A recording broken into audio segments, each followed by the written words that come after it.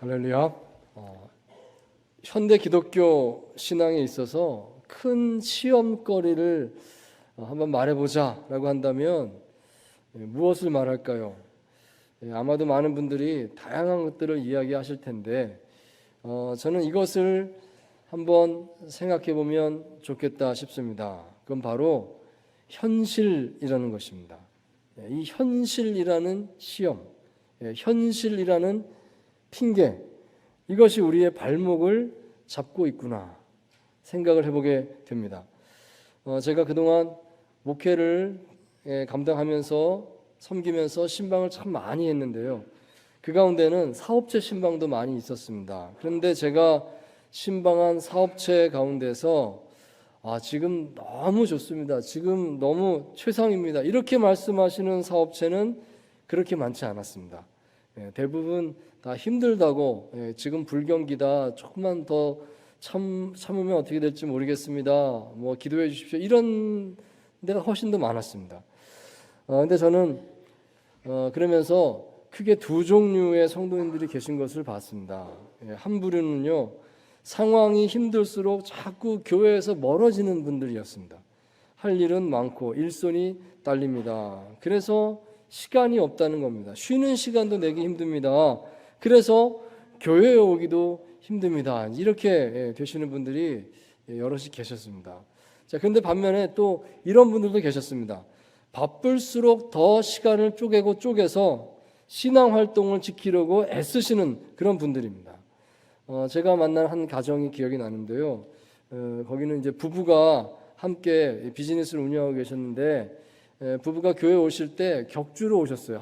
한 주는 남편이 오시고 그 다음 주는 아내가 오시고 격주로 계속 오셨습니다. 찬양대를 섬기셨는데 늘 보면 찬양대에 서 있는데 한 주는 남편이 서 있고 한 주는 부인이 서 있고 이렇게 계속 하시는 거였어요. 왜냐하면 가게 형편이 너무 어려워서 이제 가게 렌트도 내야 되고 하니까 일요일에도 이제 문을 닫기가 어렵게 된 겁니다. 그렇다고 헬퍼를 쓸 수 있는 형편도 안 되고 하니까 그냥 가게를 지킬 수밖에 없는 거예요. 그래서 어쩔 수 없이 그럼 오늘은 내가 지킬 테니까 당신이 교회 가시오 하면서 서로 한 주씩 번갈아 가면서 교회를 갈 수밖에 없는지 그렇게 되었다는 것입니다. 자, 그렇게 해서라도 어떻게든 영적인 끈이 끊어지지 않게 하려고 애쓰는 그 모습이 참 귀하다 여겨졌습니다. 여러분, 이 현실이라는 것은 우리가 잘 고려하고 맞춰서 살아야 하는 삶의 자리라는 뜻도 되지만 영적인 게으름의 변명도 되는 것입니다. 현실 때문에 라는 핑계로 우리는 얼마든지 변명하고 게을러질 수가 있겠다 싶습니다. 우리가 이 점을 조심해야 하겠습니다. 자, 오늘 본문은 에스라서인데요. 이 에스라서는 이스라엘 백성들이 바벨론 포로로부터 돌아오는 포로 귀환 시대를 기록한 책이 되겠습니다. BC 605년부터 586년까지 3차에 걸쳐서 유다인들은 바벨론의 포로로 끌려가서 그곳에 살게 되었습니다. 자, 그런데 오늘 본문 에스라서 1장에 보시면 이제 놀라운 사건이 여기 소개되고 있죠. 바벨론이 망했습니다. 이제 페르시아가 시작되었습니다. 이 페르시아의 초대 왕 고레스라는 사람이 이렇게 선포합니다. 모든 유다인들은 예루살렘으로 돌아가서 성전을 건축하라. 이 이방인 왕 페르시아 왕이 이렇게 선포를 했다는 것입니다. 참 이것은 가슴 벅찬 희망의 소식이 아닐 수 없었습니다. 이때의 이 감동을 시편 126편에 적고 있는데요. 시편 126편 1절 보시면 이렇게 고백합니다. 여호와께서 시온의 포로를 돌려보내실 때에 우리는 꿈꾸는 것 같았도다. 꿈꾸는 것 같았다. 얼마나 기뻤으면 이게 꿈이냐 진짜냐 하면서 그렇게 했겠습니까? 막 꼬집어 보고 이게 꿈이다 진짜다 그러지 않았겠습니까? 그런 마음이었다는 것입니다. 자, 그런데 BC 538년 이 지도자 스룹바벨을 중심으로 해서 이제 첫 번째 귀환민들이 예루살렘에 가게 됩니다. 그 숫자가 약 한 5만 명 가까이 됐는데요. 이들이 예루살렘에 이제 마침내 도착을 했습니다. 근데 가서 보니까 현실은 달랐다는 것입니다. 현실은 달랐습니다. 예루살렘이 너무나 척박하고 살기 힘들었습니다. 모든 것이 다 무너져 있었습니다. 심지어 살 집도 제대로 없었습니다. 자, 그리고 뿐만 아니라 방해 세력이 있었다는 것입니다. 사마리아에서 온 여러 방해 세력들이 얼마나 옆에 와서 제대로 일을 못하게 하는지요. 이들이 이제 성전 건축을 하려고 지금 준비하고 다 왔는데 성전 건축을 못하도록 그렇게 방해를 하는 겁니다. 고소하겠다 그러고. 자, 그런 상황이, 그래서 성전 건축이 멈추게 되는데 이 멈춰진 상황이 무려 16년 동안이나 지속되게 되었더라 하는 것입니다. 아무 일도 일어나지 않았습니다. 기적이 일어나지 않았습니다. 점차로 그들은 의욕을 잃어버려 가고 있었습니다. 16년이나 지났는데 아무것도 할 수 없으니 힘이 빠지는 것이죠. 자, 사랑하는 성도 여러분, 바로 여기서 마주 대하는 것이 현실이다 하겠습니다. 현실이 이렇다.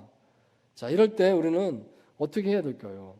이 본문의 상황을 오늘 우리의 삶에 적용해 보기 원합니다. 우리는 어떻게 이 현실이라고 하는 시험을 이길 수가 있을까요?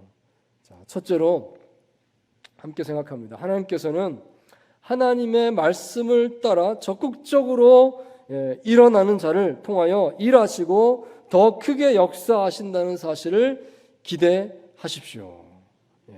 자, 에스라서 5장 1절과 2절 말씀 함께 읽겠습니다. 시작. 선지자들 곧 선지자 학개와 이도의 손자 스가랴가 이스라엘의 하나님의 이름으로 유다와 예루살렘에 거주하는 유다 사람들에게 예언하였더니 이에 스알디엘의 아들 스룹바벨과 요사닥의 아들 예수아가 일어나 예루살렘에 있던 하나님의 성전을 다시 건축하기 시작하며 하나님의 선지자들이 함께 있어 그들을 돕더니. 아멘. 자, 드디어 에스라 이 5장에서부터 이스라엘 백성들이 이제 성전 건축을 다시 시작했다. 지난 16년 동안 멈춰 있었지 않겠습니까? 근데 이제 다시 시작했더라고 하는 그 역사적인 순간을 전해주고 있습니다. 먼저 나선 것이 학개와 스가랴 선지자였습니다. 이들이 예루살렘에 있는 유다 백성들에게 하나님의 말씀을, 예언을 선포했습니다. 그 내용이 이제 학개서, 스가랴서에 보면 이제 나와 있는데요. 학개서 내용에 보시면 이런 내용이 있습니다. 이렇게 시작을 했습니다. 성전이 이렇게 황폐하였는데 너희가 이때에 판벽한 집에 거주하는 것이 옳으냐? 이렇게 말합니다. 즉 너희는 너희 자신의 사정만 생각하고 살고 있지 하나님의 뜻은, 하나님의 주신 사명은 왜 살펴보지 않느냐? 이렇게 말을 한 겁니다. 아니, 성전 공사가 16년 동안 지금 멈춰져 있는데 이젠 다 잊어버렸구나. 각자 자기 집 돌보기에만 바쁘구나. 누가 나서서 성전을 짓겠는가? 이런 말을 했던 것이죠. 자, 그러자 자극받은 이스라엘 백성들이 일어났습니다. 우리가 성전을 건축합시다. 오래 멈춰져 있던 성전 공사를 이제 다시 시작했다는 것입니다. 이제 스룹바벨을 중심으로 해서 사람들이 이게 다시 역사를 일으켰습니다. 자, 이것은 어떤 기적이나 어떤 사인이 있어서 시작한 것이 아니었습니다. 뭐 어떤 계시를 받아서 한 것이 아니었습니다. 그냥 하나님께서 이렇게 말씀하셨다 하니까 그 말씀에 순종해서 일어나서 일하기 시작했다 하는 것입니다. 그들은 그 누구도 아무런 변명도 하지 않았던 것입니다. 아니, 그렇게 오랫동안 일이 멈춰져 있었는데, 막혀 있었는데 이제 갑자기 일이 되겠습니까? 이게 뭐가 되겠어요? 누가 그걸 이제 그 막힌 걸 뚫겠습니까? 이렇게 말하는 사람 아무도 없었습니다.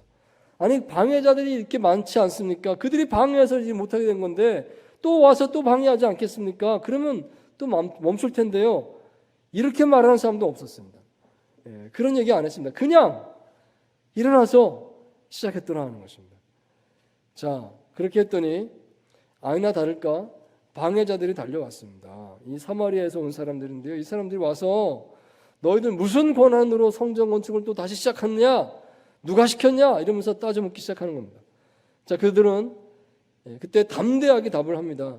지금 우리가 하는 이 일은 과거에 고레스 왕이 명령하셔서 성전을 건축하라고 하셨기 때문에 하는 것입니다. 자, 그러자 담대하게 말을 하니까 이 지방 관리들이 기세에 눌렸는지 그래, 그럼 우리가 페르시아 알아보겠다 하면서 이제 돌아갔습니다. 자, 그리고 그들은 이제 페르시아 중앙 정부의 다리오 왕에게 서신을 보내서 확인을 하게 되죠. 그게 이제 에스라서의 5장에 나오고 있는데, 확인을 해봤더니 놀랍게도 반전이 일어났다는 것입니다.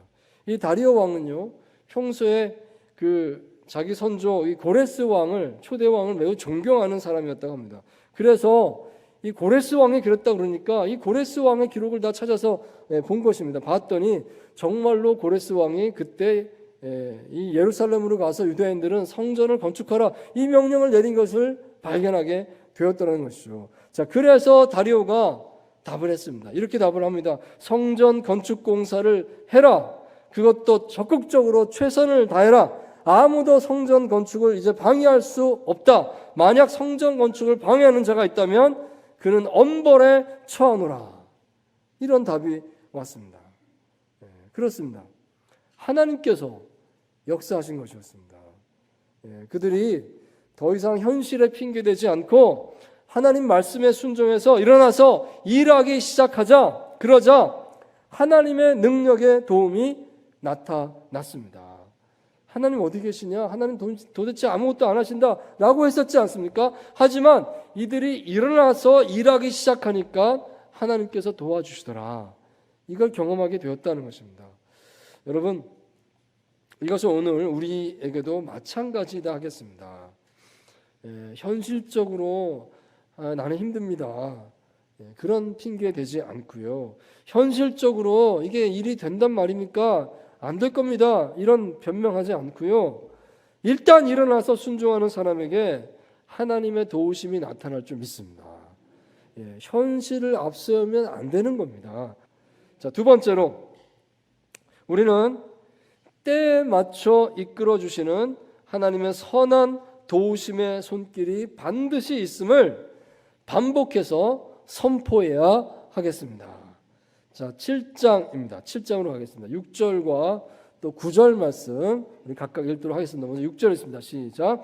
이 에스라가 바벨론에서 올라왔으니 그는 이스라엘의 하나님 여호와께서 주신 모세 율법에 익숙한 학자로서 그의 하나님 여호와의 도우심을 입음으로 왕에게 구하는 것은 다 받는 자이더니. 자, 9절입니다. 첫째 달 추하루에 바벨론에서 길을 떠났고 하나님의 선한 손에 도우심을 입어 다섯째 달 추하루에 예루살렘에 이르니라. 아멘. 자, 여기 에스라 7장의 말씀은 비로소 율법학자이자 제사장인 이 에스라의 등장을 보여주고 있습니다. 이 에스라서, 책 이름이 에스라서인데요. 에스라는 7장에 가서 나오기 시작합니다. 이제 에스라가 나왔다, 이런 얘기를 합니다. 이때가 주전 458년으로서 처음 1차 포로 귀환이 있은 지 80년 후가 됩니다. 80년이 지났습니다. 자, 그렇다면 이때 분위기를 우리는 짐작해 볼 수 있습니다. 1차 포로 귀환 때 사람들이 바벨론, 그 페르시아 땅에서 예루살렘까지 왔는데 그들은 어떻게 됐을까요? 그들은 물론 거기서 이제 어려운 시절을 겪고 성전을 다 지었습니다. 거기까지 했는데 80년이 지났거든요. 어떻게 됐을까요? 그들의 세대는 이제 끝났다라고 봐야 되는 것입니다. 거의 대부분 다 돌아가셨을 겁니다. 다 돌아가시고 이제 분위기는 침체되어 가고 있었습니다. 이제 젊은 세대가 남아 있었겠지만 그들은 2세대 아니겠습니까? 잘 모르는 겁니다. 그러니까 영적으로 점점 어두워지고 진공 상태와 같은 그런 분위기가 되어가고 있었겠구나 알 수가 있습니다. 자, 그런데 이때에 하나님께서 학자 에스라를 준비하셨다는 것입니다. 하나님께서 준비하셨다라고 말씀합니다. 에스라를 중심으로 해서 약 한 1800명의 유다인들이 예루살렘으로 돌아왔습니다. 이들은 비록 숫자는 좀 작았지만 매우 중요한 역할을 감당하게 됩니다. 예루살렘에서 하나님의 율법을 가르칩니다. 율법을 가르치면서 이스라엘의 영적인 부분의 재건을 이루는 그 역할을 그들이 감당했다는 것입니다. 바로 그 시기에 딱 맞는 역할을 이들이 했다는 것을 알 수가 있습니다.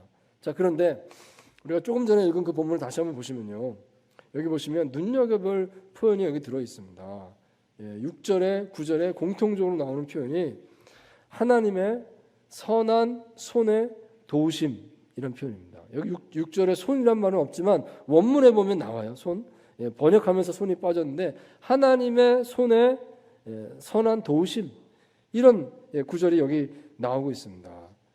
여기 에스라서에는요, 이 구절이, 이런 표현이 9번이나 반복해서 나옵니다. 하나님의 선한 손의 도우심으로 이렇게 됐습니다. 하나님의 선한 손의 도우심으로 이런 일이 일어났습니다. 이렇게 적고 있는 것입니다. 자, 그만큼은요, 하나님의 손을 강조하고 있구나 알 수 있겠습니다. 자, 이거 무슨 뜻이겠습니까? 하나님께서 이 모든 상황을 사실 다 주관하고 있다, 그 얘기를 하는 것입니다. 사람 보기에는 보이지 않아도, 사람 보기에는 느껴지지 않는다 할지라도 하나님께서 이 모든 일들을 이렇게 이루어 주셨습니다. 이 말씀을 하는 것입니다. 하나님께서 에스라를 준비시켜 놓았습니다. 에스라가요, 내가 거기 가겠습니다, 예루살렘 가겠습니다, 마음의 준비를 하고 있었다는 겁니다. 누가 그렇게 했습니까? 하나님께서 준비를 시켜 놓으셨다. 하나님께서 에스라가 왕의 신임을 얻도록 만들어 놓으셨습니다. 가고 싶어도 못 가는 건데 왕이 에스라를 보내주게 되었다. 하나님께서 에스라 일행이 무사히 그 1500km나 되는 그 길을 잘 걸어서 예루살렘까지 오도록 도와주셨습니다. 거기도 하나님의 선한 손에 도우심을 입어, 이렇게 적혀 있는 것이죠. 하나님께서 돌아온 유다 백성들이 예루살렘에 잘 정착하도록 이끌어 주셨습니다. 8장에 보시면 하나님의 선한 손에 이끌려서 그렇게 됐다라고 또 말씀을 하고 있습니다. 비록 사람은 그걸 느끼지 못할 수 있습니다. 그렇지만 하나님께서는 오늘도 치밀하게 우리 삶의 모든 일들을 이렇게 주관하고 계신 줄 믿습니다. 중요한 것은요, 이런 믿음을 선포하는 것입니다. 하나님께서 붙잡고 계십니다. 이 믿음을요, 정말 내가 잊어버리지 않게 자기 자신을 향해서 계속 선포하는 것입니다. 반복해서 자기 자신을 가르쳐 줘야 되겠습니다. 예수님께서 이런 말씀하셨습니다. 공중의 새를 보라, 들의 꽃을 보라 하셨습니다. 이게 뭘 보라는 말씀일까요? 정말 새를 보라, 꽃을 보라는 걸까요? 그렇지 않습니다. 이것은 하나님의 선한 돌보심의 손을 보라 하는 것입니다. 그 새를 누가 먹이는가, 그 꽃을 누가 입히는가? 하나님께서 먹이시고 하나님께서 입히시지 않느냐? 그 하나님의 손을 보라는 것입니다. 공중의 새도 먹이시고 들의 꽃도 입히시는데 하물며 하나님의 사랑하는 자녀들을 하나님이 이렇게 돌보시지 않겠는가? 그걸 보라는 것입니다. 여러분, 자신의 삶에서요, 나를 붙들고 계시는 하나님의 손을 볼 수 있게 되길 바랍니다. 하나님의 손이 있다고요. 오늘 나를 붙잡고 있는 줄 믿습니다. 그것을 계속해서 선포하십시오. 자기 자신에게 말씀을 하시기 바랍니다. 내가 현실을 핑계대기 전에, 정말 이 현실에 이러면 안 됩니다라고 변명하기 전에 정말 때에 맞춰서 합당하게 나의 삶을 이끌어주시는 하나님의 선한 손에 도우심이 있음을 반드시 믿으시기를 축원드립니다. 자, 세 번째로, 현실이라는 변명에 빠지지 않기 위해서 이것을 기억하십시오. 기도가 최선입니다. 기도가 최선입니다.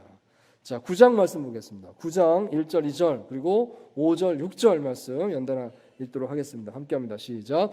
이일 후에 내게 나와 이르되 이스라엘 백성과 제사장들과 레위 사람들이 이 땅 백성들에게서 떠나지 아니하고 가나안 사람들과 헷 사람들과 브릿 사람들과 여붓 사람들과 암몬 사람들과 모압 사람들과 애굽 사람들과 아모리 사람들의 가증한 일을 행하여 그들의 딸을 맞이하여 아내와 며느리로 삼아 거룩한 자손이 그 지방 사람들과 서로 섞이게 하는데 방백들과 고관들이 이 죄에 더욱 으뜸이 되었다 하는지라. 자, 5절 6절입니다. 함께합니다. 저녁 제사를 드릴 때에 내가 근심 중에 일어나서 속옷과 겉옷을 찢은 채 무릎을 꿇고 나의 하나님 여호와를 향하여 손을 들고 말하기를 나의 하나님이여, 내가 부끄럽고 낯이 뜨거워서 감히 나의 하나님을 향하여 얼굴을 들지 못하오니 이는 우리 죄악이 많아 넘치고 우리 허물이 커서 하늘에 미침이니이다. 아멘. 자, 이 장면은 에스라가 유다의 지도자들 상당수가 주변 이방인들과 인척 관계를 맺고 있음을 알고서 비통해하면서 옷을 찢고 하나님 앞에 부르짖어 기도하는 장면입니다. 에스라는요, 그 전에 몰랐던 것 같습니다. 그런데 이제 알게 됐습니다. 아, 이게 유다인들이 그동안 이렇게 해왔구나. 이방인들과 결혼 관계를 많이 맺어왔구나. 이방인 사위를 드리고 이방인 며느리를 맞이하고 하면서 온 가족들이 자꾸 이방인들과 막 섞여지는 이런 일들이 있었구나. 더군다나 유다의 지도자라는 사람들이, 유다의 그 우두머리라는 사람들이 이런 일을 더 행하고 있었구나. 이거를 이제 알게 되었다는 것입니다. 충격을 받았습니다. 오래도록 그렇게 율법을 가르쳤건만 아무 소용이 없었네. 에스라는 큰 실망을 가지게 된 것입니다.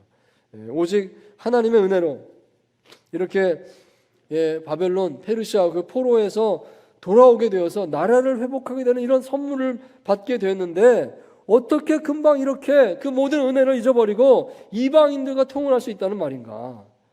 이것은 정말 에스라도 어찌할 수 없는 절망적인 것이었습니다. 이거 어떻게 하겠습니까? 그동안 쏟아부은 모든 수고가 다 허무하게 되는 그런 순간이 되었습니다. 자, 그때 이 에스라는요, 그가 한 일은 통회하며 기도하는 일이었습니다. 여기 에스라서 9장과 10장을 보시면 바로 그런 에스라의 모습을 보게 됩니다. 에스라가 정말 가슴을 찢으면서 겉옷을 찢고 속옷을 찢고 무릎을 꿇고 두 팔을 들고 하나님 앞에 부르짖으면서 눈물을 흘리면서 기도하고 있습니다. 하나님, 이 죄악을 용서해 주시옵소서. 마치 자기 자신의 잘못인 것처럼 이 민족의 대표가 되어서요, 하나님 앞에서 무릎 꿇고 울면서 그가 기도하고 있습니다. 여러분, 여기서 우리는 자신의 힘으로 어찌할 수 없는 이 절망의 상황에 처하게 됐을 때 우리가 할 수 있는 최선의 대안이 이것이다 하는 것을 보는 것입니다. 바로 기도하는 것입니다. 기도하는 것입니다. 에스라는 그때 기도했습니다. 간절히 기도했습니다. 눈물을 흘리면서 통곡하며 회개하며 하나님 앞에 기도했습니다. 자, 그러자 그가 계속 그렇게 기도하는 모습이 드러나니까요, 백성들이 그 모습을 보고 감동했다는 것입니다. 그래서 에스라 앞에 와서 회개하게 됩니다. 그리고 맹세를 했습니다. 우리가 잘못했습니다. 그러면서 우리가 바로잡겠습니다. 그 내용이 여기 10장에 나옵니다. 그때 이방 여인을 아내로 맞이했던 사람들, 그런데 그 여인을 내가 이제 바로잡겠습니다 했으니까요, 정말 아픔이 있지만 내보냈다는 거예요. 그런 결단을 실행했습니다. 이런 사람들의 명단이 에스라서 10장에 나오고 있습니다. 얼마나 확실하게 했으면 거기 명단이 나오겠습니까? 그 명단을 기록을 하고 있습니다. 그만큼 철저하게 회개했다는 것입니다. 자, 이렇게 문제가 해결되어 나가는 것을 봅니다. 여러분, 우리가 무슨 문제를 만나든지 우리 그리스도인이 취할 수 있는 최선의 대안은 기도인 줄 믿습니다. 기도하기 전에는 그것이 내 문제에 불과하지만 기도하기 시작하면서 그때부터는 이것은 주님의 문제가 되는 줄 믿습니다. 이제 주님께서 붙드십니다. 주님께서 하실 줄 믿습니다. 참으로 이것이 우리의 삶의 원칙이 되기를 바랍니다. 내가 부르짖어 기도하다 보면 에스라가 눈을 뜨니까 와서 사람들이 우리가 고치겠습니다라고 말하지 않습니까? 기도하다 보면 주님께서 문제를 만지시고 해결하는 것을 우리가 경험하게 되는 것입니다. 사랑하는 성도 여러분, 우리의 삶의 현실은 자주 큰 시험거리가 되곤 합니다. 그것은 내가 더 이상 이렇게 할 수 없습니다, 주님 뜻에 순종할 수 없습니다 라고 말하게 되는 그 핑계거리가 될 수도 있습니다. 자, 그렇지만 하나님께서는 하나님의 말씀을 따라서 적극적으로 일어나서 순종하는 자를 통해서 일하시고 더 큰 역사를 이루어 가시는 줄 믿습니다. 그걸 기대하시기 바랍니다. 우리는 때에 맞춰서 이끌어 주시는 하나님의 선한 도우심의 손길이 반드시 있음을 믿어야 하겠습니다. 그래서 선포하십시오. 하나님께서 나를 붙들고 계신 줄 믿습니다. 참으로. 그리고 기도가 최선입니다. 기도가 최선입니다. 이것을 기억하시고 하나님 앞에 바로 서시는 저와 여러분 되시기를 주의 이름으로 축원드립니다.